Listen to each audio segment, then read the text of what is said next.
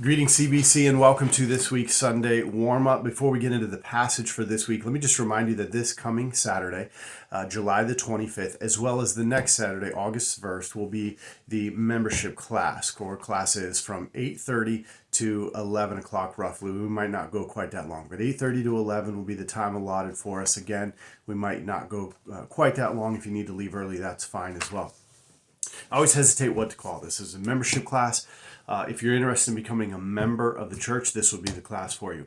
It's a CBC 101 class. It's who we are. It's what we believe. It's how we operate. And so if you're just interested in learning more about who the church is and how we uniquely do things here, this would be the class for you.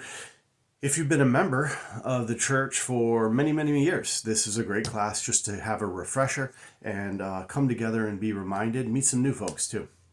So basically, it's a class for anyone and everyone at the church, and would love to have you to be a part of it. If you can only come to one, that's fine. You'll get a packet. We'll get all the information that you need. We could follow up on maybe some missing parts. They will overlap just a bit, but they each will be unique to themselves, and in that way we'll cover the entirety of the packet before us. So July the 25th, August the 1st, 8:30 to 11 o'clock is the time frame.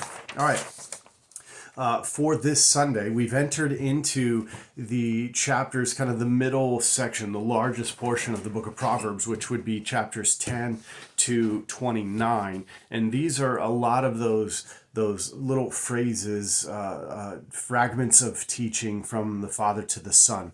And so for this particular week, we are going to look at Proverbs 10.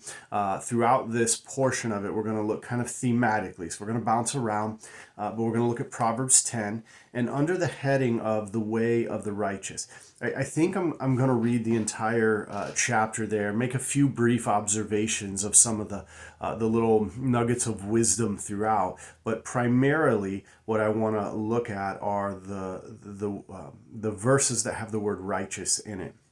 We're looking at overall, what I want to be looking at this week is a biblical picture definition of righteousness. Now, that is a huge word in Scripture. It's one of the major words of Scripture. So quite a bit before us. There's a lot of references throughout Proverbs. I think it was 87 references, verses that have the word righteous in it in Proverbs. So that would be an interesting side study if you'd like to take the time to look throughout the book of Proverbs and looking at that word righteous.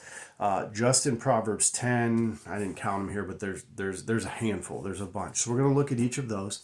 We're going to look at getting a biblical definition from Proverbs 10, but then we got to look out kind of bigger.